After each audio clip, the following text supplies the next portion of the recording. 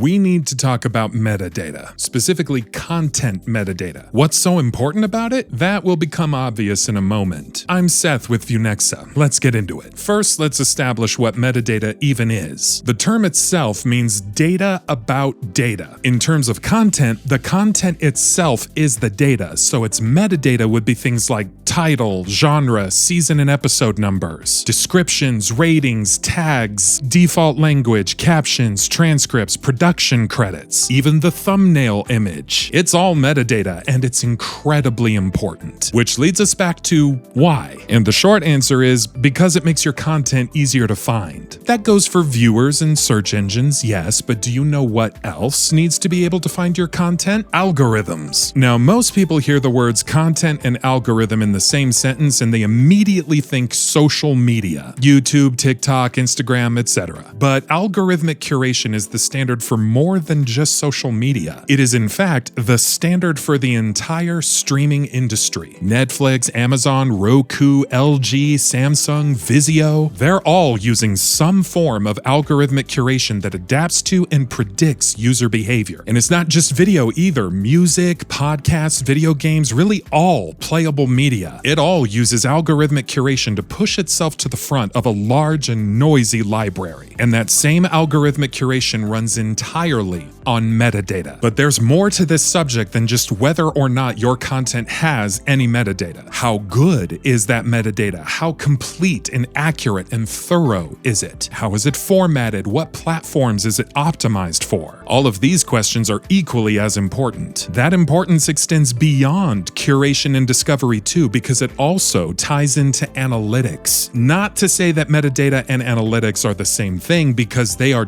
definitely not. Metadata is about content specifications, whereas analytics is about measuring behavior and identifying trends and patterns. But they are absolutely connected to each other. Analytics data is only as good as its ability to cross-reference data points, and good quality cross-references require good quality metadata. So the cleaner and more complete your metadata is on one side, the more useful your analytics will be on the other side. Okay, so now that we've established what metadata is, what role it plays, and why that role is so important, how do you actually create it, insert it, use it? There's no one answer to that, so there's actually a lot of room here for some creative freedom. Most video editing software allows you the option of embedding the metadata directly into the file while it's being rendered. Otherwise, metadata can be assigned to a video file after the fact using a content management software or CMS. Or if you really know ball, you could even hard code it into the cloud. The point is there are options. As for what specifically to include in your metadata,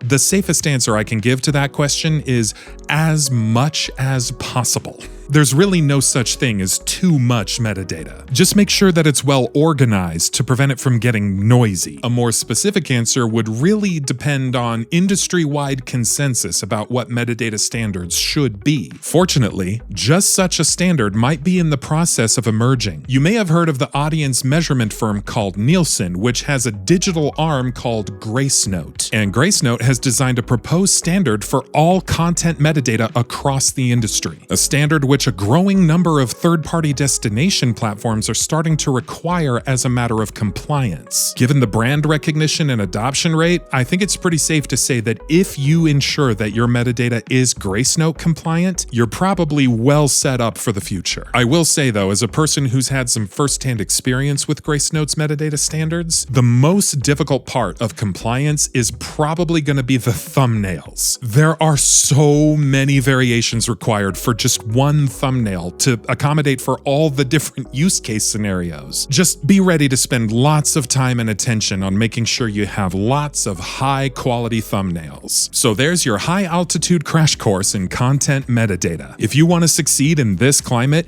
it is non-negotiable, but it's also a lot to wrap your head around, and no one would judge you for wanting a little help. So if you'd like a free audit of your content library, fill out the form below and have me or any of the other streaming experts at ViewNexa consult with you. We'll give you some quality feedback about your library's readiness and even what distribution strategies make the most sense for you, all at no cost. Next time, we'll talk about that other kind of data, analytics, what it is, why it's important, and how online commerce as we know it utterly depends on it. Until then, this is Seth from ViewNexa, signing off.